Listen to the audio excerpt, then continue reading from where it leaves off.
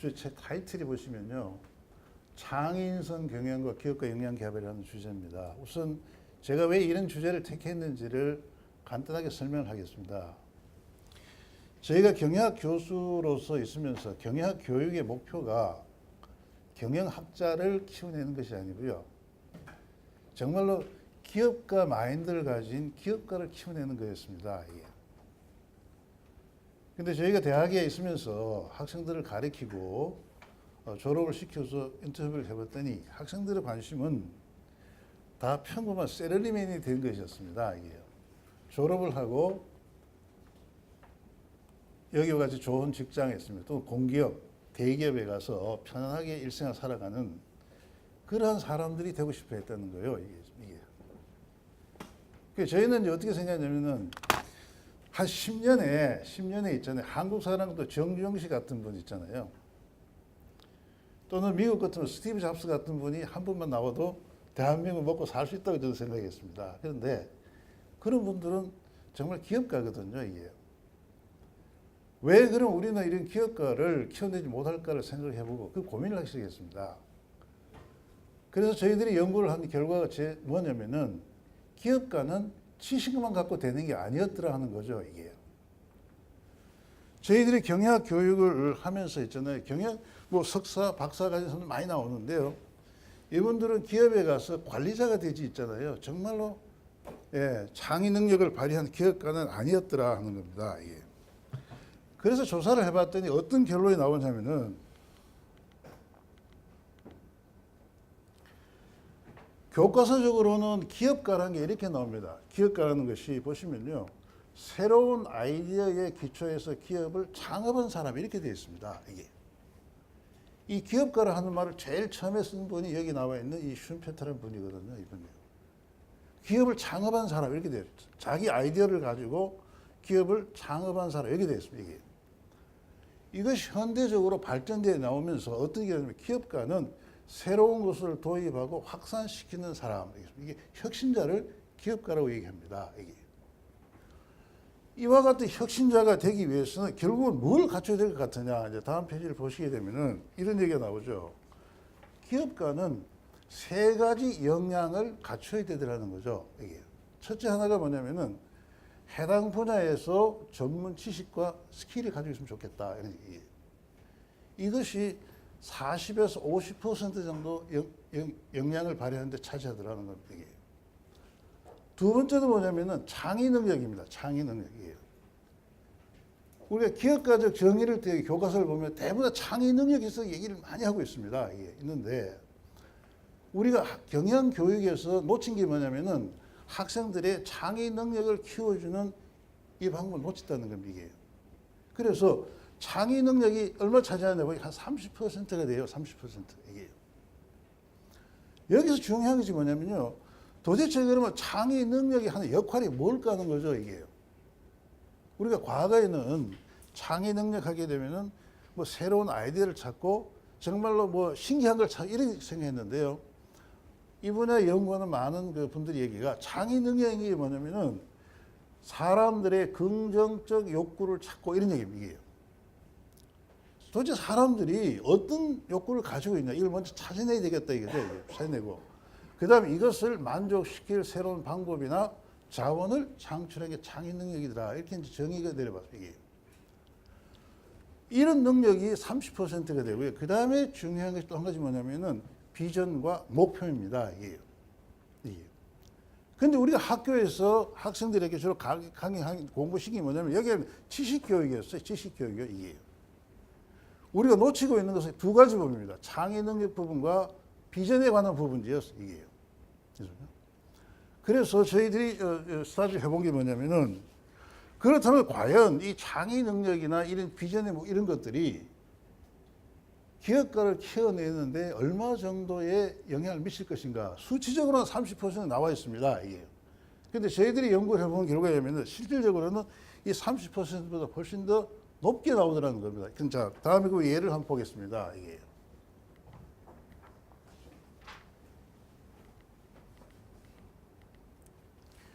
자, 그걸 보시기 전에 그러면 우리가 말하는 창의 능력이란 뭐겠는가 하는 거죠. 근데 창의 능력이라는 게 가만히 생각해 보면요.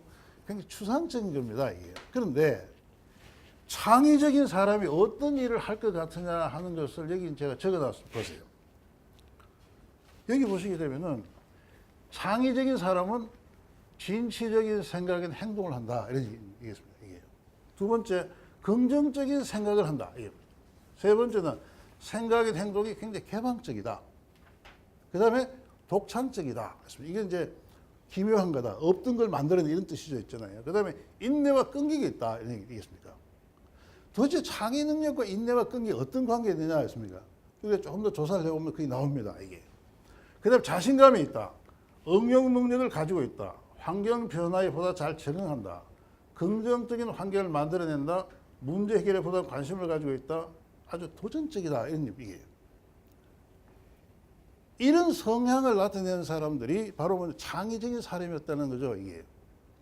여기 계신 분들 중에 생각해 보세요. 나는 이 10가지 중에 있잖아요. 몇 가지를 가지고 있을까 생각해 보세요. 이게요. 이 10가지 내용만 가지고 있잖아요. 나의 창의 능력을 잠시 우리가 짐작해 볼 수가 있습니다. 이게. 자, 이것이 이제 창의적인 사람의 행동 특성인데요. 이런 행동이 어디서 나올 것인가 했습니다. 연구를 해봤더니 창의 능력은 기본적으로 인간의 창의 능력은 이 5가지로 구성이 되더라 하는 5가지고요. 이게요. 5가지가 뭐냐면요. 창의 능력 첫째 보세요. 독창적 능력, 차별적 능력, 공감적 능력, 리더적 및 적응적 창의 역량이 있더라는 거죠. 이게요. 우리는 그냥 전체적으로 창의력 이렇게 얘기했는데 실제로 연구를 해봤더니 창의력은 5가지가 있더라. 5가지가 있더라. 5가지 있더라. 이게. 이 5가지 하는 역할이 다 다릅니다. 마치 뭐라고 생각하시냐면요.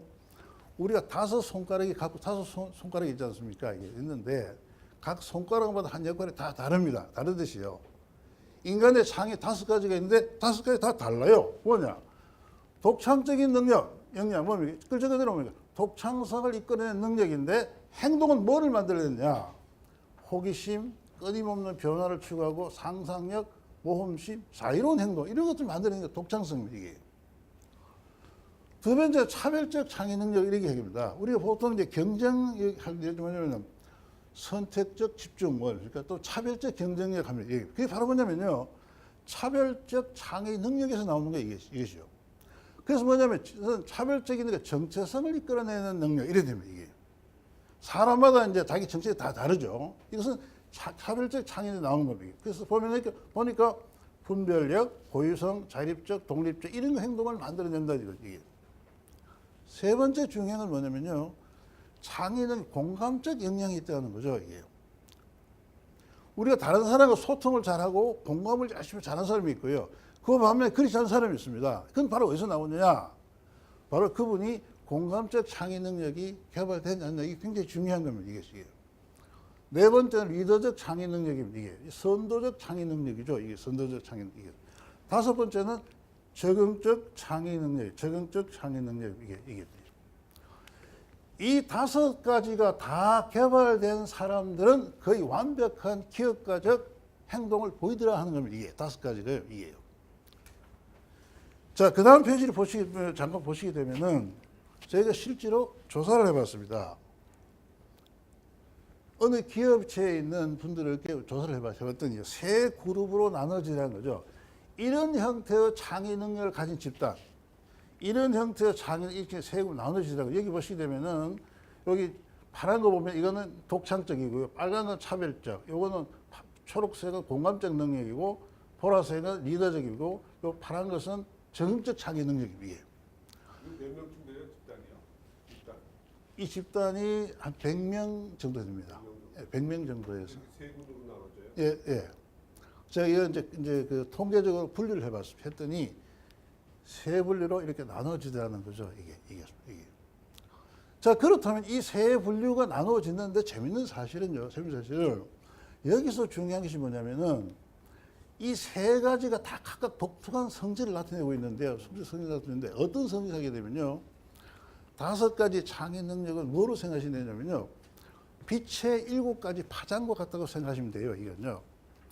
우리가 가시광선 안에 빨주노초 파남보가 있지 않습니까? 있는데 그것이 7가지 가시광선이 있는데 7가지가 다 자기 역할을 합니다. 이게 마찬가지로 이 5가지의 창의 능력은 자신의 고유한 역할이 있다는 거죠. 이것들이요. 그러니까 우리가 이런 얘기 하죠. 사람을 쓸 때 어떠냐. 독창적 능력이 필요한 부분은 독창적 역량이 개발된 사람을 쓰면 되는 겁니다. 이게요. 또 공감적 능력이 필요한 부분이 있습니다. 이게 가령 이제 영업이나 마케팅 부서 같은 경우는 공감적 능력이 아주 필요합니다. 그럴 경우에는 공감 능력이 개발된 분을 쓰면 되는 거예요. 이 사람들은요. 이게요. 그러니까 또 어떤 분은 뭐냐면 리더적 창의 능력이 있는 분이 있습니다. 그분들은 뭡니까? 팀장을 시키면 아주 좋은 겁니다. 이게. 그래서 저희들이 생각했을 때 뭐냐면은 한 조직의 이상적인 조직, 즉 팀워크를 만들려면은 5가지 창의 능력의 포트폴리오를 구성하면 굉장히 좋더라는 거죠. 이게. 그 사람마다 창의 능력이 다 다르니까 였습니까? 5가지 창의 능력을 가진 사람을 모아놓으면은 그 집단은 5가지를 다 발휘할 수 있는 뭐가 되냐면 기업가적 집단이 된다 이런 얘기입니다. 이게 결론적으로 이게요. 자, 그래서 이와 같은 창의 능력이 이제 있는데 이런 것들을 가지고 네. 교수님, 예. 그 앞에 그림에서 뭐 13.75, 14.34 이렇게 하셨는데 네. 요 왼쪽이 뭐 척도가 어떻게 되는 거죠? 요거는요. 이 창의 능력이 뭐가 있냐면요. 우리가 조금 이제 전문 용어를 설명드리면은 우리가 흔히 정체성이라는 얘기를 많이 합니다. 이게요. 학생은 학생으로 정체성이 있어야 된다. 이 정체성이 있는데 그 정체성이 하는 역할이 뭐냐면은 학생의 정체성은 학생다운 행동을 스스로 만들어내는 거죠. 이게. 그러니까 정체성은 동기를 만든다 하는 겁니다. 이게. 그런데 저희들이 이 창의 능력 5가지 창의 능력의 정체성을 측정해봐. 정체성을 이걸요. 아니 눈금이 어떻게 되는 거예요? 요 만점이 눈금- 20점인가요? 그럼? 예? 만점이 20점인가요? 뭐 여기 만점 몇 점이냐면 15.36이에요. 여기요. 15.36이요. 15.36이 만점이다. 예, 그 이상 되면은 뭐가 나오냐면은 이 사람은 스스로 창의 능력을 발현한다 이런 뜻입니다. 이게 그 능력별로 다 다른 거예요. 다 다릅니다. 이게 사람마다 이게. 그래서 이쪽이 척도가 없군요. 예. 그러니까 어떤 사람에게는 가령 독창성이 발달했고요. 어떤 사람은 공감적 능력이 발달했다는 겁니다. 이게 이런 것들이요. 그래서 그건 상대 비교만 할 수 있겠네요. 그냥 수치가. 상대 비교도 가능하고요. 절대 비교도 가능합니다. 여기요. 제가 왜 수치는 좀 이따 다시 다시 한번. 차별화의 만점은 또 다르겠네. 15.36이 아니고. 차별화도 요거는 만점이라는 개념보다는요. 저희가 수치가 얼마 이상이면은 그 뭡니까 내재적 동기를 만들어진다 이런 뜻입니다. 이게. 근데 예. 그게 다 그 항목별로 다 다르단 말이죠. 항목별로는 예, 조금 차이가 있는데요. 차이가 있는. 15.36. 예. 제가 나중에 그 뒤쪽 수치가 좀 나옵니다. 나오니까 그때 설명드리겠습니다. 예.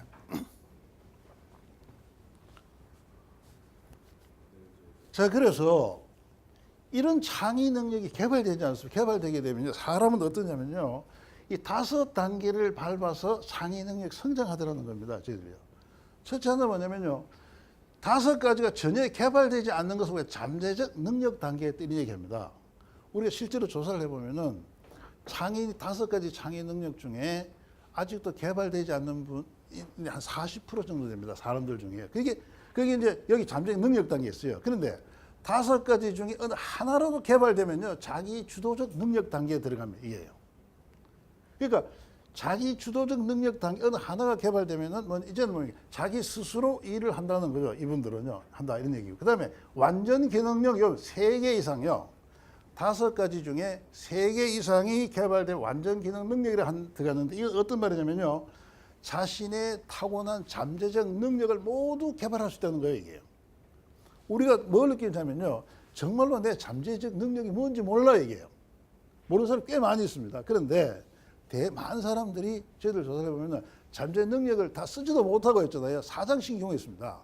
근데 5가지를 다 개발하면은 완전 기능 능력에 들어가서 그렇습니까? 이런 자기 재능을 모두 발휘할 수 있는 사람이 되고요. 4가지 이상이 다 개발되면 문제 해결 능력. 이 사람은 어딜 갖다 놔도 다 쓸 수가 있습니다. 이 사람은요. 마치 이 사람은요. 뭡니까? 만능자의 이 사람은요. 기업 입장에서 이런 분들에게 아주 유능한 사람이 되는 거죠. 문제 해결 능력을 가진 사람이다 되는 거고요. 그 다음에 이제 마지막이 뭐냐면 완전 자아 실현력의 5가지가 다 개발된 사람. 이 사람이 바로 뭐냐 우리가 원하는 완전 기업가적 인재가 되더라는 거죠. 이게. 자, 그래서 그 다음 페이지를 보시게 되면은 여기 이제 각각 단계별로 이제 행동 특성이 나와 있는데 여기서 재밌는 사실이 뭐냐면요. 이런 겁니다. 저희들이 조사를 해보면 잠재적 능력 단계의 사람은 인구 통계적 집단에서 평균 미만의 성취를 하더라 이런 얘기입니다. 아주 장애인이 개발 안 됐다 이런 얘기입니다. 그러니까 자기 집단에서 평균 이하의 성과를 내더라는 거 미만 있잖아요. 그 다음에 자기 주도적 능력 단계의 사람은 인구 통계 집단 평균 이상의 성취를 내더라는 거죠. 이 사람은요. 근데 학교에서 이제 선생님들 학생들에게 많이 얘기합니다. 자기 주도적 학습을 하라 이런 얘기는 학생들에게요. 이게요. 그 말은 뭐냐면 자기 주도적 학습을 해야만이 평균 이상의 성적을 낼 수가 있다는 얘기입니다. 이 얘기입니다. 이게요. 그 다음에 완전 기능 능력 단계에 들어가면요. 인구 통계적 집단의 평균 이상의 성취를 하더라는 거죠. 이게 평균 이상 맞습니까? 그 다음에 문제 해결 능력 단계는 평균보다 큰 성취를 하고요. 그 다음에 완전 자아 실현으로 가게 되면 뭐가 되냐면은 글로벌 인재가 된다는 거죠. 글로벌 인재 수준이 되더라 이런 얘기예요. 그래서 저희 여기 보시게 되면 이제 그 예를 한번 드러나왔습니다. 여기 보시면요.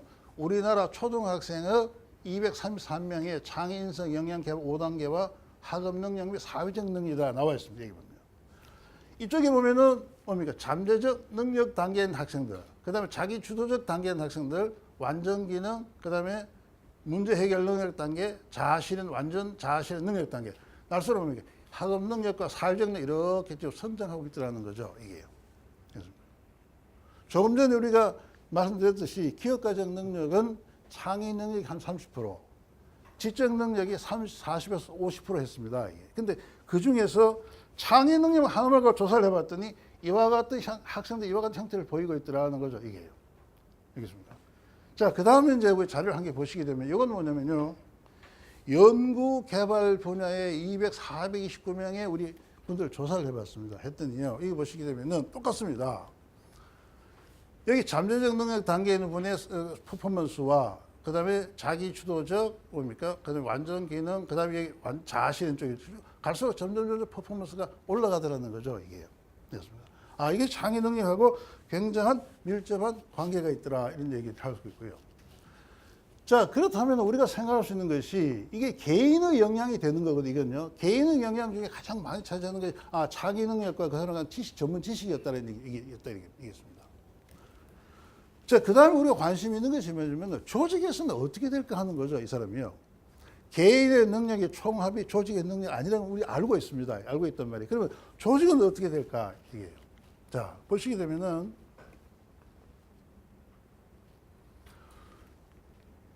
조직의 혁신력의 핵심 내용이 뭐냐면요. 개개인이 가지고 있는 역량이 조직에서 어떻게 나타낼 수 있게 하는 거예요. 이게. 가령 어떤 사람들이 굉장히 능력을 가지고 있는데 어떤 조직 같은 게 전혀 능력을 발휘하지 못한 경우도 있습니다. 또 능력은 보통인데요. 맞습니까? 어느 조직에 갔더니 맥시멈으로 나타낸 경우도 있어요. 이게. 그래서 조직 영향이 되는 거거든, 이게요. 그래서 여기 중요한 게 바로 이겁니다. 자, 여기 뭡니까요?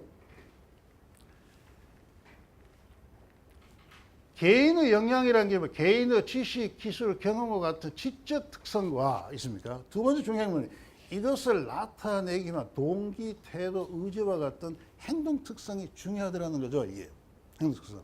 이게. 그러니까 우리는 지금까지 뭘 많이 조사를 했냐면요.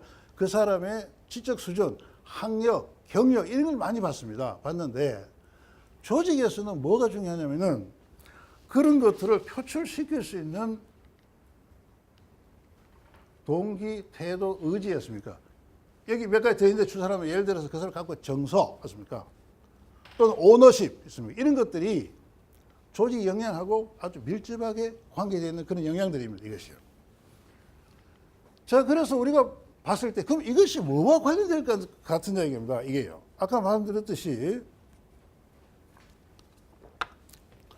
동기나 태도나 의지나 오너십 같은 것이 굉장히 조직 영향에 많이 영향을 미치는데 사실은 저희들이 연구를 해봤더니 그것이 뭐와 관련되냐면요. 개개인이 가지는 창의 영향과 아직도 밀접하게 되어 있다는 거죠. 보십시오. 이게 중국 대련시에 있는 101개 기업인데, 기업이 그 직원들에 대한 창의성을 아까 조사를 해봤습니다. 5가지 창의성이 있다고. 독창성, 차별적, 공감적, 리더, 정적, 창의 능력이 있는데 3군에 있는 16개 기업, 이 5가지가 아주 잘 발달된 기업들이고요. 1군 기업은 이것이 전혀 발달되지 않는 이런 기업들이, 이게 마이너스 수치죠. 이게 독창성이 마이너스 1.18, 차별성이 이 마이너스 2.10, 이 쭉 수치가 나오죠. 이쪽은 플러스 수치가 나옵니다. 이게 요속은 좀 중간에 있는 수치죠. 2군은요. 근데 보시게 되면은, 자, 조직 영향을 가만히 보시게 되면은 1군 기업은 마이너스가 나와 있죠. 이게 조직 영향이요. 1군 기업이 되겠습니다. 자, 3군 기업의 경우에는 보세요. 이게 창의력이 개발된 이 3군 기업의 경우에는 이렇게 플러스가 나오죠. 이게요. 창의성이 평균 수준을 갖는 기업이 여진 평균적인 수준에 머무르고 있더라. 이런 얘기겠습니다. 아, 이 조직 영향이 조직 개인이 가지고 있는 전문적인 능력이 조직에서 발현되는 것도 창의 능력과 굉장히 관련되어 있구나. 이게. 그래서 이론적으로 보시게 되면요. 이런 보게 되면은 이제 이런 얘기를 할 수 있습니다. 조직의 5 창의 영향이 개발됨에 따라 조직은 1, 2, 3, 4단계로 넘어가더라고요. 조직은요. 여기 있는 조직, 여기 있는 조직이 있더라고요. 제일 첫 잠재적 조직, 아직 영향이 개발 안 된 조직입니다. 이 조직은요. 이게. 두 번째 조직이 자기 주도 조직, 세 번째 완전 기능 조직, 네 번째가 기업가적 조직입니다. 이게요. 저희들이 조사를 해보면요. 제가 짧은 이 조사기 긴지 않습니다. 몇 개 우리나라의 공기업을 조사를 해봤어요. 이게. 공기업을 조사해봤는데 대부분 우리나라의 공기업들이 한 2단계 정도 있습니다. 2단계요. 2단계요. 여기요. 2단계 있잖아요. 또 제가 전에 몸담고 있던 그 캐리스 있잖아요. 캐리스를 저희 조사를 했는데 캐리스는 2.5단계가 있어요. 캐리스라는 조직이 있잖아요. 네. 자, 그런데 이와 같은 4단계의 조직이 있는데, 4단계 조직이 있는데, 이 조직들이 가지고 있는 특성을 보자고요. 자, 우리 참 재밌는 게 뭐냐면요. 잠재적 조직은 산업 평균의 미만 조직성. 이게 이제 일반 사기업 같으면요. 이런 회사들은 도태되는 회사입니다. 이게요. 쉽게 말하면 이익을 못 내는 회사입니다. 이익을 못 내는 회사를 이제. 자기 주도적 조직은요. 그냥 먹고 사는 회사입니다. 이게 돈은 못 벌어도 그냥 먹고 사는 거예요. 그냥 근근이 않습니까? 이자내고 와서 급여줄 거 급여주고 근근히 살건 조직에 이런 조직들은요. 완전 기능 조직 가면 이제 뭡니까? 아하, 내가 경쟁력이 있다. 이런 얘기입니다. 그런데 4단계를 기업까지 조율을 가게 되면은 글로벌 경쟁 우위를 넣은 조직이다. 이렇게 됩니다. 이게. 자, 이렇게 하다 보니까, 그러면 이것이 실제로 보면 제가 조사한 것은 여기 오늘 보여드리는 자료는 산업체에서 자료를 보여드리겠습니다. 산업체예요. 여기 보시게 되면요. 여기는 우리나라 목재 가공 58개 기업입니다. 58개 기업 중에요. 아까 1, 2, 3, 4단계 있었죠. 그죠? 기업 중에 보면 여전히 잠재적 단계는 마이너스 성과죠. 여기 자기 주적 단계는 뭡니까? 근근히 이제 먹고 사는 거죠. 이거 보세요. 있습니까?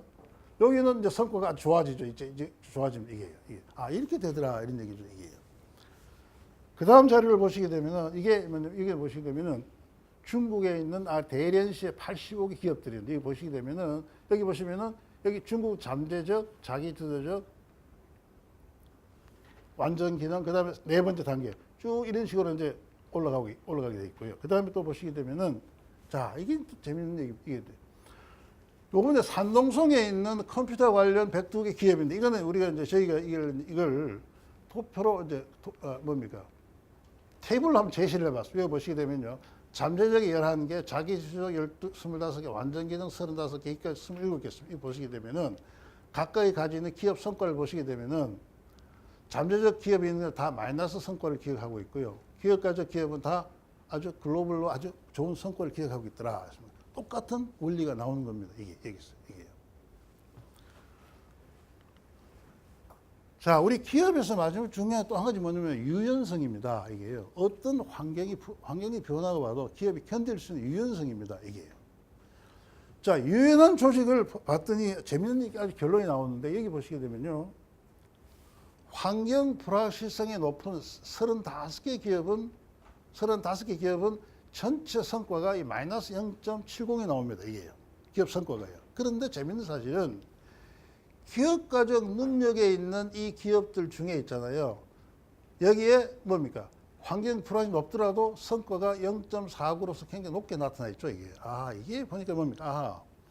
우리가 기업가적 단계로 나아갈수록 그 기업은 환경과 관계없이 성장할 수가 있다. 이런 아이디어를 우리 얻어낼 수가 있습니다. 이게요. 그래서 우리가 뭘 알 수 있냐면요. 조직의 창의 능력을 진단하게 되면요. 글로벌 경쟁 상태에서 우리 기업 위치가 어딜 것이냐를 알 수가 있게 되고요. 두 번째 뭐냐면요.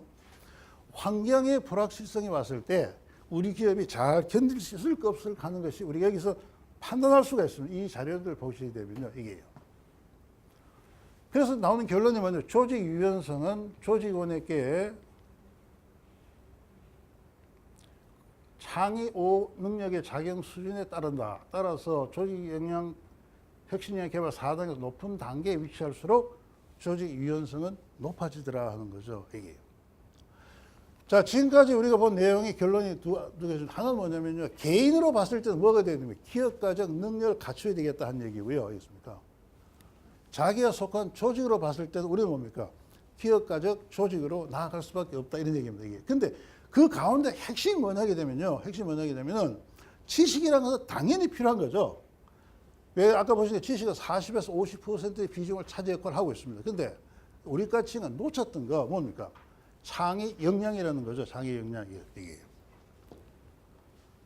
그래서 이제 다음에 나온 얘기는 뭐냐면은 이제 조직원들의 창의 역량을 개발을 시켜줘야 된다 이런 얘기입니다. 이게 창의 역량. 저희가 이제 이런 얘기합니다. 저희 학교 아마 여기 계신 분들 다 이제 경험하셨을 겁니다. 학교 선생님들이 늘 하신 얘기가 뭔가 창의적으로 하라 이런 얘기를 많이 합니다. 그런 얘기 많이 들으셨죠? 그죠? 창의적으로 하자. 그랬습니다. 야, 이거 좀 창의적으로 해봐. 이런 얘기 합니다. 알겠습니까? 또 선생님이 학생들에게 창의적으로 숙제를 해봐. 이런 얘기 합니다. 근데 여러분들 학교 선생님 여쭤보세요. 어떻게 한 게 창의적입니까? 해보세요. 가르쳐 준 분 있었습니까? 여러분 지금 감히 생각해 보자고요. 남과 다르게 뭐 이렇게 하네요. 예? 남과는 좀 다르게. 남과 다르게 아까 창의력 5개 중에 차별적 창의력이죠. 그죠? 이게. 그걸 강조하지 않나요? 예. 근데 5가지 창의력이 다 필요한 거예요, 이게요. 여러분, 이해했습니다. 그래서 이제 저희가 생각했을 때 뭐냐면 그렇다면 이 창의력이 도대체 뭐냐는 거죠. 이게 뭐냐. 근데 이걸 조사를 해봤더니요. 창의력은 타고나는 거예요. 창의력은요. 선천적으로 갖고 태어나는 거예요. 우리가요. 그런데 조금 전에 보셨듯이 어떤 분은 1단계에 있는 분이 있고요. 어떤 분은 5단계에 있는 어떤 분은 3단계에 있는 분이 있어요. 왜 그럴까 하는 겁니다. 이게. 이유는 간단해요. 내가 갖고 태어난 건데 내가 개발을 안 해서 그렇다 이 얘기입니다. 우리가 가지고 있는 것 중에 이런 아까 제가 말씀드렸잖아요. 부모로부터 늘 물려받은 재능이 분명히 있습니다. 있는데 개발이 안 돼가지고 활용 못한 분이 있거든. 이게습니다. 창의 능력도 마찬가지요. 저희가 조사를 해봤더니요. 5가지 창의 능력은 모든 사람이 가지고 태어났다 이런 얘기입니다. 이게요. 단 뭐냐면은 개발된 환경이 좋아서 했습니다. 성장 환경이 좋아서 개발된 분이 있고요. 개발되지 않은 분이 있더라 하는 겁니다. 이게습니다. 또 어떤 분 이렇게 생각합니다. 교육 환경이 있잖아요. 지적 수준이 공부를 많이 시키면은 지식 수준이 높으면 창의 능력이 높을 것이다 생각하는 분도 있습니다. 근데 저희가 조사하면 아니올시다는 거예요. 제가 작년의 경우에도 인천에 있는 3개 중학교를 조사를 했어요. 이게 해서 도심에서 굉장히 교육 환경이 좋은 학교와 그 다음에 인천에서 좀 변두리 있는 학교 이 조사를 했는데 재밌는 사실은 우리가 과외를 하고 지적 수준이 높다고 해서 창의력이 높이 나온 게 아니에요. 이거는요. 결론이 뭐냐면 창의 능력이 높으면은 지식 수준이 높아진다. 그건 맞습니다. 근데 지적 수준이 높다고 해서 이 사람이 창의력 개발했다. 그건 아니더라. 이런 얘기입니다. 이게. 마치 뭘 생각하냐면요. 박사 학위를 뭐 몇 개를 갖고 있었다. 지적이 굉장히 높습니다. 그렇다고 해서 창의 역량은 개발된 게 아닙니다. 이게. 제 고향이 예전에 경북에 있는 청송인데요. 제가 청송군에 있는 중학생들을 조사를 해봤어요. 중학생들이 중 1학년에서 조사를 해가지고 청송군 중1 학생들의 창의 능력과 인천에 있는 중1 학생 창의 어떤 거 비교를 해봤더니요. 청송군 중학생들이 통계적으로 유의하게 높아졌다는 겁니다. 이게 이게 환경과 정말 많이 관련되어 있구나 이런 얘기예요. 자, 그렇다면 창의 능력은 도대체 어디서 나올 것인가 하는 건 어디서 나올 것인가 이제 봅시다 우리가요. 여기 보시면요, 우리 인간에게는 뭐가 있냐면요, 우리 인간의 정신 세계를 지배하는 것 중에 창의 시스템이라는 게 존재하더라는 겁니다. 존재하더라는 얘기예요. 이 창의 시스템은 크게 세 가지로 구성돼. 첫째 하나는 뭐냐면 제일 바깥쪽에 파워의 오속성이라고 있어요. 오속성. 이건 뭐냐면요, 여기 나오면 창조, 보존, 결합, 지배. 그 5 속성이 이게 인간의 모든 행동을 지배하는 그런 속성이 있더라는 거죠, 이게요. 자, 우리가 이게 한번 생각해 봅시다. 자, 여러분들 가만히 생각해 보세요. 이게 도대체 무슨 얘기냐 하는 겁니다, 이게요. 우리는 아침에 출근하게 되면 이런 걸 생각합니다. 야, 오늘은 뭐가 새로운 일거리가 없을까? 뭐 새로운 뭐 먹고 싶은 거 없을까? 자꾸 새로운 걸 생각하면 사람들은요, 이 새로운 걸 생각하는 것이 내 안에 있는 창조 속성이 그렇게 해주는 거예요, 이게요. 자기도 뭐 하는 겁니다, 이게요. 두 번째는 뭐냐면 여기 보세요. 보존 속성이요. 야, 나는 근데 말이죠, 뭔가 남과는 뭔가 다르게 좀 보여야 되겠어, 이겠습니까? 아까 우리 소장님께서 차별적이라고 했는데요, 남과 다르게 하자는 게 뭐냐면은 여기 보존 속성입니다. 예, 뭡니까? 자기의 정체성을 만들어내고 지키자는 거 이게요. 이겠습니까? 세 번째는 뭐냐면은 결합 속성이요. 이게요. 우리가 회사에 나오면 동료들 간에 횡적인 결합을 하고요, 상사들과 또 밑에 부하 직원 간에 종적으로 결합을 합니다. 이런 결합을 만들어내는 것이 바로 뭐냐면은 이 결합 속성이 있고요. 나머지 지배 속성이요. 인간은 어떻습니까? 두 사람 만나면 한 사람은 따르고 한 사람은 지배합니다. 있습니까? 오늘 점심 식사로 갑시다. 했습니까? 그러면 한 사람은 설렁탕, 한 사람은 짜장면. 어디로 갑니까? 두 사람 만났어요. 한 사람은 설렁탕 먹자, 한 사람은 짜장면 먹자. 어디로 가요? 예? 예, 돈 내는 사람이요. 돈 내는 사람. 맞네. 예. 그 이건 뭐냐면요, 바로 지배 속성이 작용한 거 이게요. 이게요. 다른 한 사람은 뭡니까? 따라가는 거예요. 뭡니까? 그 귀속하는 거예요. 귀속 속성 이게요. 그러니까 우리가 인간의 행동을 이제 어떻게 분석해봐도요, 이 5가지 속성의 범주에서 벗어나지 않습니다. 이게요. 벗어나지 않습니다. 이게요. 자연의 생태계도 마찬가지에 있잖아요. 자, 매년 봄에 새로운 꽃이 핍니다. 왜 그럴까요? 작년에 피는 개나리꽃과 금년에 개나리꽃이 같습니까? 다릅니까? 다르죠. 뭡니까? 개나리꽃에도 창조 속성이 작용한다는 얘기입니다. 이게. 이 가지에 있는 개나리꽃과 저 가지에 있는 개나리꽃이 같습니까? 다릅니까? 다르죠. 뭡니까? 보존 속성이 작용해서 차별성이 된다는 거죠. 이게요. 근데 저 개나리꽃을 보게 되면 잘 어울려져 있어. 뭡니까? 결합을 하고 있습니다. 자기네끼리요. 결합하고 있습니다. 그 다음에 어떤 꽃은 위에 있고 어떤 꽃은 밑에 있어요. 이게요. 이게 자연 세계 지배하는 것도 5 속성이구나 이런 됩니다. 이게. 그 인간은 근본적으로 이 5 속성 인간의 세계 행동을 지배하게 되고요. 그 안에 뭐가 있냐면은 여기 보시게 되면은 이제 자아실현 경향성이라고 여기 자아실현 경향성이라고 있습니다.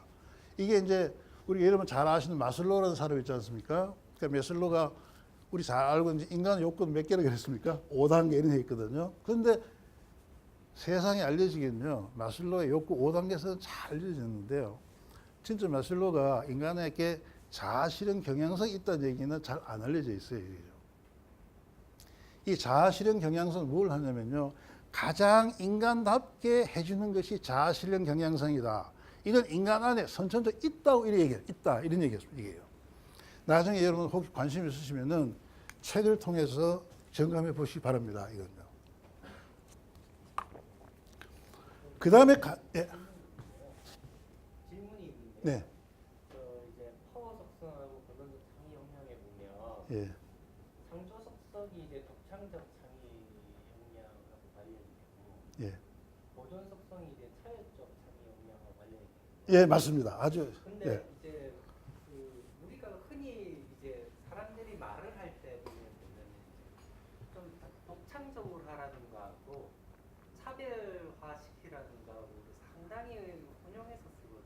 그렇죠. 근데 이제 아마 보존 속성하고 차별적 장기 역량하고 이제 결부를 시킨 걸로 봤을 때 교수님께서는 이 차별적이라고 하는 걸 어떻게 정의를 하고 쓰시는 건지. 이렇게 쉽게 쓰면 이런 겁니다. 독창성은요, 세상에 없던 거 만드는 거예요. 예. 전에 없던 걸 새로 만든 그 독창성이고요. 차별적은 있는데 다르게 만드는 거예요.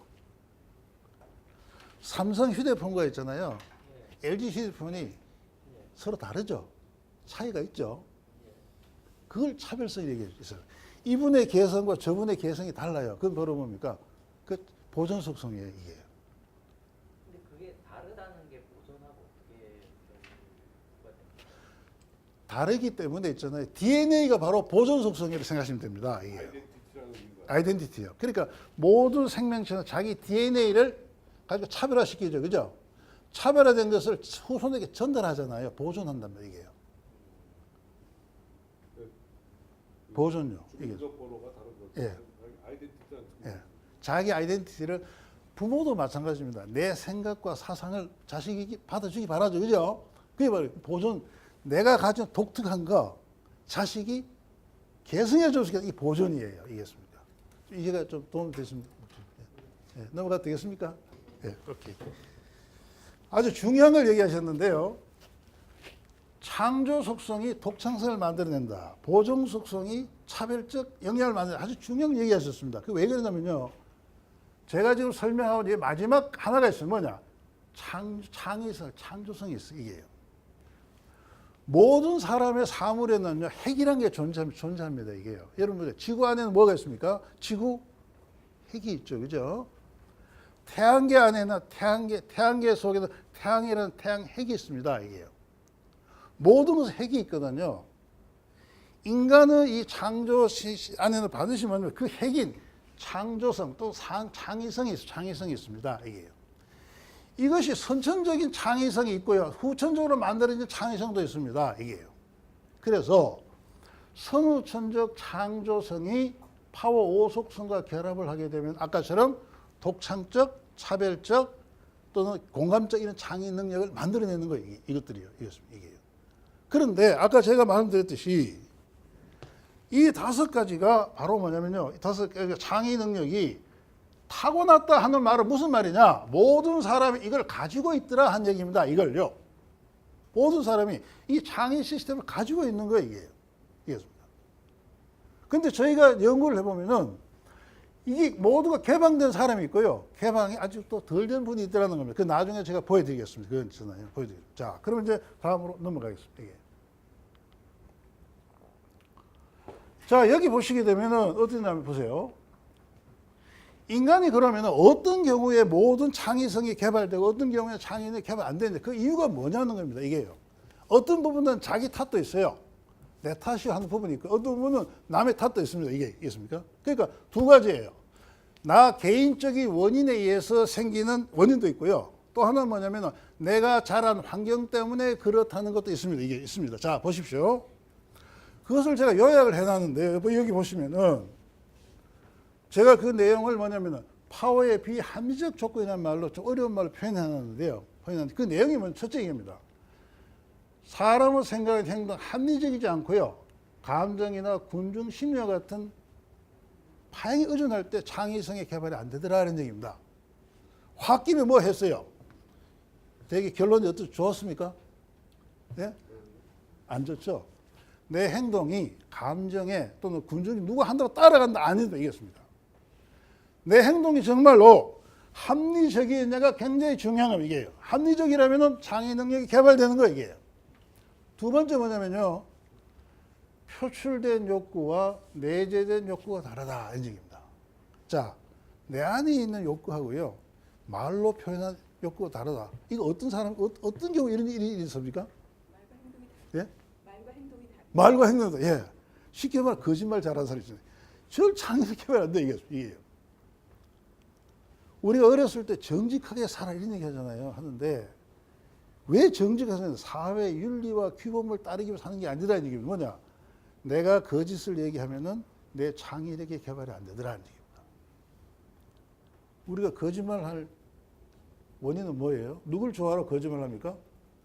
나 좋아라 합니까? 너 좋아라 합니까? 나 좋아라고 거짓말 했는데 결국은 나는 뭡니까? 눈앞에 이익은 취했지만 내 창의력은 개발이 안 되더라는 얘기입니다. 이게. 그 다음에 세 번째는 욕구가 다르면서 크기가 대등하다. 사람들 간에 있잖아요. 욕구가 다르면 크게 대등하면 어떤 일이 일어납니까? 욕구가 달라요. 근데 크기가 힘이 대등해. 그럼 어떤 일이 일어나죠? 싸움이 일어나죠. 그죠? 남과 다투지 말라. 이런 얘기잖아요. 이게요. 뭐 이건 다시 말하면 요즘 이런 얘기잖아요. 긍정적으로 살아라. 긍정적인 생각. 이런 얘기 하죠. 그죠? 이게 굉장히 중요한 얘기죠. 세 번째가 뭐냐, 네 번째가 마지막으로 뭐냐면은 주체적으로 하고자 하는 일이 역기능해서 무효화된 경우가 있습니다. 흔히 어머니가 있잖아요.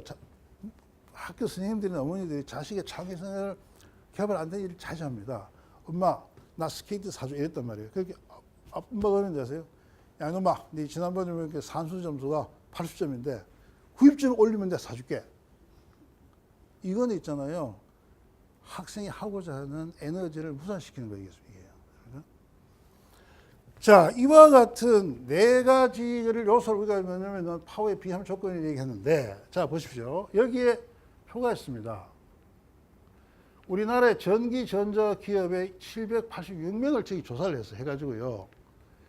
이 다섯 가지, 네 가지 요건에 지배가 뭡니까? 지배가 아주 낮은 경우와 뭡니까? 높은 경우 이게 나눠봤습니다. 이게요.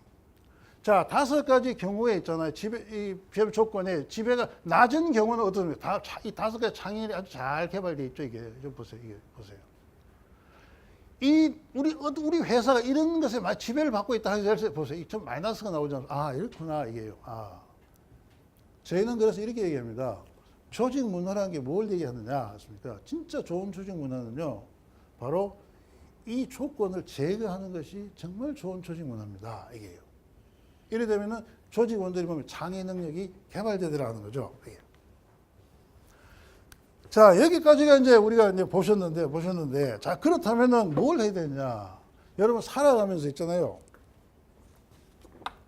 이 네 가지 조건에 벗어날 수 있습니까? 없습니까? 비합리적인 조건이요? 예. 자, 다시 한번 볼까요? 내가 살아가면서요. 합리적이지 않고 군중심의 방이 일어날 때 이거 벗어날 수 있어 없어요? 회사에 왔더니 상사가 야 이거 그만둬 이거 해 이러면 어떻게 돼요? 따라가야죠. 그죠? 네, 따라갑니다. 이게. 가끔은 거짓말 할 때가 있어요 없어요? 가끔 있죠. 있죠. 자, 남과 다툴 때가 있어요 없습니까? 항상 이익이 상충되기 때문에 다툴 때가 있습니다. 이게 그렇죠? 이게 나도 모르게 내 부하 직원이 뭔가 건의를 했는데 무시해버릴 수가 있죠. 그럼 이게 네 번째 조건에 위배되는 거예요. 이게. 자, 그렇다면은 우리가 일상생활에서 집에서나 또는 직장에서나 사회에서 있으나 이 네 가지 조건에 벗어날 수 있습니까? 없습니까? 불가능하죠. 그죠? 불가능합니다. 자, 그러면 우리가 그렇다면은 우리 창의력이 개발이 안 되는 거예요. 이게 안 되는 겁니다. 이겠습니까? 저희가 연구한 바로 이겁니다. 이러함에도 불구하고 내 창의 능력을 개발하는 방법이 뭐겠느냐 했습니다. 그게 나오는 것이 그 다음 나옵니다. 그 다음 페이지 보세요. 자기 정화라는 개념인데요. 자기 정화와 타이틀이 자기 정화와 창의 시스템 활성화입니다. 이게요. 내가 이런 행동을 하게 되면은 내 창의 능력이 개발이 됩니다. 한 얘기입니다. 이게. 그러니까 내가 주체적으로 나의 창의 능력을 개발하는 방법이 갖는 얘기입니다. 자, 보십시오. 여기 보면 두 가지입니다. 주체적 정화가 있고 객체적 정화가 있습니다. 정화가 있는데 주체적 정화는 이런 방법이 있고요. 객체적 정화는 여기 이런 방법이 있습니다. 이게 지금 시간 관계에서 다 설명을 드릴 수 없고요. 한 가지만 설명드리겠습니다. 이 중에서 우리가 성취 행동이라는 게 있는데 그 다음 페이지에 보시면 성취 행동은 아주 간단합니다. 내 삶 속에서 항상 합리적으로 행동하고요. 일관되게 행동하고 긍정적으로 생각하고 자율적으로 행동하면은 내 창의 능력이 개발되더라는 거죠. 이게 굉장히 중요한 얘기입니다. 이게요. 우리는 항상 일관되고 합리적이 일관되고 긍정 자율적이자. 자, 그러면 내용을 한번 보겠습니다. 자, 보십시오. 여기에 우리가 이게 실증을 해봤습니다. 보세요. 인천 학생들에게요. 이 네 가지를 잘 실천하는 학생과 실천하지 않는 학생을 비교해 봤습니다. 자, 여기 있는 35명은 네 가지를 다 실천하고요. 그 다음에 51명은 이게 잘 실천하지 않습니다. 이거 보세요. 이게요. 그러면, 자, 이 사람 창의 능력 보세요. 1군 학생은 창의 능력 5가지 다 이렇게 개발이 잘 되고 있죠. 상군 학생들은 마이너스죠. 그죠? 아, 이렇구나. 내가 어떤 환경에 속하더라도 있잖아요. 5가지, 죄송합니다. 성취 행동을 하게 되면은, 일상적으로 취하게 되면은, 나의 창의 능력은 환경과 무관하게 개발이 되더라 하는 겁니다. 이게요. 그 다음에 이건 뭐냐면요. 내가 속한 사회입니다. 내가 속한 사회. 조직 있잖아요. 조직도 마찬가지입니다. 조직도 이 네 가지 중에 어느 한 가지가 조직 질서가 잘 확립이 되어 있으면은 그 조직에 있는 구성원들이 창의 능력이 개발되더라는 겁니다. 이런 것들이요. 이게. 자, 여기 보시게 되면은 이제 그 예가 나옵니다. 여기 보시게 되면요. 여기 이제 그 회사원들이죠. 회사에 보면요. 이게 아까 성취 행동이 낮고 높은 게 따라서 창의 능력 개발 정도 이게 다 다르죠. 아, 이렇구나. 이겠습니다. 그러니까 두 가지를 하면 되겠죠. 개인적으로는 자기 주체적 정화를 한 가지만 택하면 되는 건데 일상생활에서 하고요. 회사는 뭡니까? 회사는 직원들이 자기 정화를 할 수 있도록 조직 문화를 만들어가면 됩니다. 이게요. 하면은 창의력이 개발되더라. 습니까? 이게. 자, 이제 시간이 거의 다 됐으니까 이제 결론을 말씀드리겠습니다. 자, 그렇다면 있잖아요. 우리 조직에서는 어떻게 하냐, 이런 보자고요. 조직에서요. 조직을 가만히 보세요. 여기에 재밌는 사실이 나오는데 뭐냐면요. 우리나라 해운 5개 해운사 직원들을 제가 조사를 해봤어요. 조사를 했는데 여기 보시게 되면요. 기억력 티글 미험사가 있는데 이쪽 보세요. 아까 5단계가 있다 그랬잖아요. 사람들 5단계 중에 완전 자아 실현에 있는 사람, 잠재적 단계에 있는 사람 하고요. 그 중에 가운데 있는 사람이 있어요. 이게 보실 때 중요한 게 뭐냐면은 이쪽에 있는 사람이 30%요. 여기 있는 사람이 20%, 여기 있는 사람이 50%. 그래서 우리가 30, 50 여기 보시면요. 30 표시를 안 해요. 죄송합니다. 30, 50, 20일 때가 뭐냐면은 아 이게 괜찮은 조직입니다. 이게 왜 그러냐 보세요. 기억력을 보세요. 여기 30, 50, 20이 미달되죠. 이게 29.5, 23.5, 30 미달되죠. 여기는 디귿, 리얼, 미험 보세요. 30, 50, 20이 다 초가 되죠. 이 회사들 성과 이렇게 좋아지죠. 이게 아 이렇구나 이게요. 이게 조직은 창의 영역에 굉장히 관련돼 있다 이런 얘기죠. 그다음에 여기 보면 이게 중국도 마찬가지입니다. 중국의 경우에도 보면요, 30, 50, 20을 넘는 가나, 다라, 마 이 네 회사는 아주 좋고요. 요 네 회사는 마이너스 성과를 지금 기록하고 있습니다. 이게요. 자 그렇다면은 우리가 뭘 필요하냐면요, 우리 조직에는 과연 경쟁력이 어느 정도 될 것이냐 조사를 할 때면 우리 조직원들은 이 5단계 분포를 보면 대충 답이 나옵니다. 이게 답이 나옵니다. 이게. 네. 아까 서에서 D급사하고 리을사에 보면 조직 성과는 리을사가 높지만은 D건요. 네, D급하고 리을사 미음요. 완전 자아실현하고 뭐 잠재적 이유를 봤을 때는 리을사가 D급사에 비해서 성격이 처지고 있는데 예. 어떻게 조직 성과가 더 좋을 수 있는지. 잠깐 제가 질문을 잠깐. 선형 비례가 아니지. 네, 선형 비례는 아닌데 예. 보통은 이제 지금까지 설명해 오신 걸로 봤을 때는 완전 자아실현이나 완전 기능을 하는 임직원 비율이 좀 높아진 조직 혁신 역량이 좀 높을 거라는 식으로 저는 이해를 했었거든요. 예, 맞습니다. 예. 네, 근데 리을사 같은 경우는 잠재적 능력을 가진 직원들이 훨씬 더 많은 퍼센티지를 기록하고 있습니다. 아, 예, 무슨 말인지 알겠습니다. 예. 이게 이래 됐습니다. 이 회사에 전수조사를 하지 않고요. 전수조사를 못했습니다. 못했고요. 일부분을 조사를 했어요. 일부분을요. 이게요. 예. 그래서 이런 오차가 납니다. 맞습니까? 그걸 이해를 해주시면 될 것 같습니다. 예. 예. 그러고 이제 참고로 여기 해운사 있잖아요. 해운사 이건 이제 제가 한 건드리면 이 회사 중에 이 기억력 미험사 중에요. 얼마 전에 완전히 토선한 회사도 있습니다. 이게 예. 그 회사는 여기에 속해 있던 회사들입니다. 알겠습니다. 제가 이걸 그 연구를 하면서 있잖아요. 아, 이 회사가 개인적으로 했습니까? 심각한 문제 없을 거라고 했습니까? 한번 얘기한 적도 있어요. 얘기했습니까? 이런 것들이요. 네. 자, 이것은 이제 뭐 이제 하는 순서 이제 지나가는 이제 자 그렇다면 우리가 이제 만들어가는 방법이고 중요한 것은 뭐냐면은 이게 이제 뭐 진단하는 방법인데 이거 저희들이 하고 싶은 게 뭐냐면은 이걸 하고 싶은 거죠, 이게요. 지금까지 우리 기업은 이렇게 생각했죠. 인적 자원 관리가 굉장히 중요하다고 생각하고 있습니다. 그런데 여기 아마 인사 조직 쪽에서 일하고 계신 분 있을 거예요. 여러분들 창의 능력을 조사한 적이 있습니까? 없죠. 근데 학력, 경력 있습니까? 그 사람 업무 성과에 대해서 많은 조사를 합니다. 이게 인적 데이터베이스는 주로 뭐냐면은 여기에 관한 거 이게 이 보이는 것들입니다. 이게요. 근데 창의 능력은 뭐냐면요 보이지 않는 거거든 이게요. 이해했습니까? 이게요.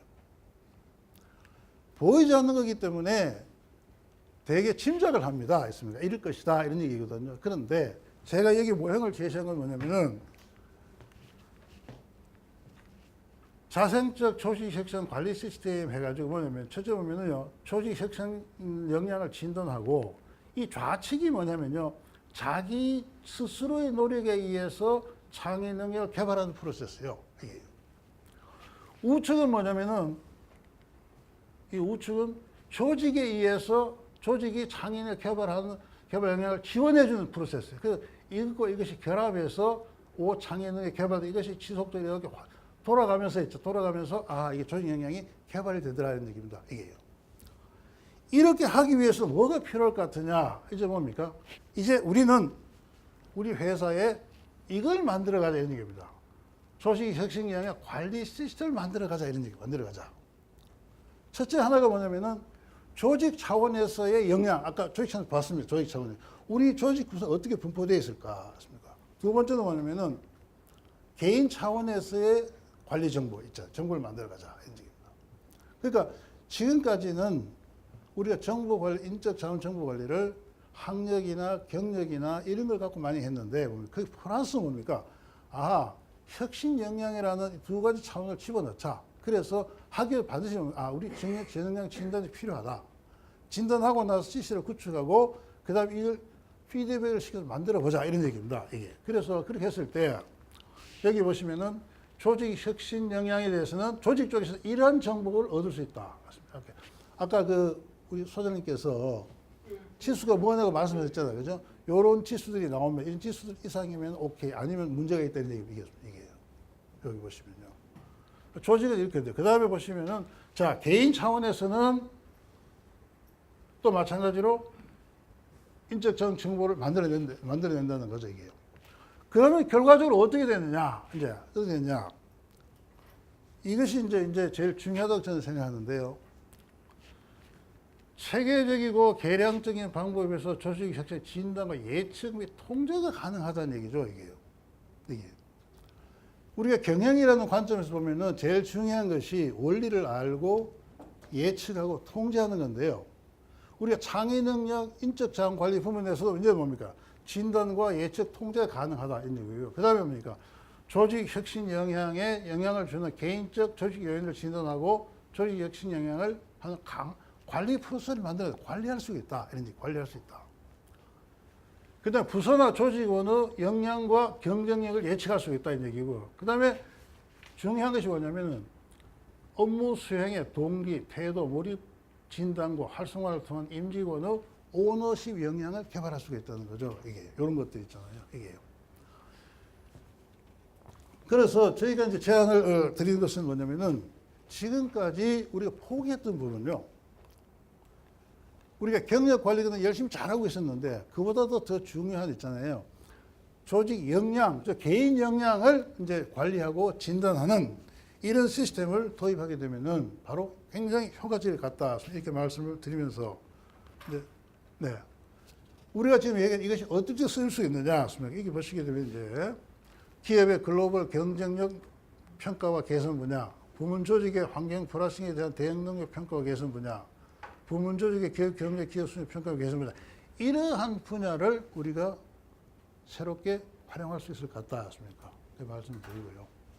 저희들은 이제 주로 이와 같은 그 일들을 하고 있으면서 제가 사실 제 대학에서 이걸 쭉 해왔습니다. 하다가 근데 리타이 하면서 이걸 밖으로 갖고 나와서 좀 이렇게 기업체도 보급 좀 해보고 하자 하는 의미에서 이제 오늘 이런 자리를 만들었습니다.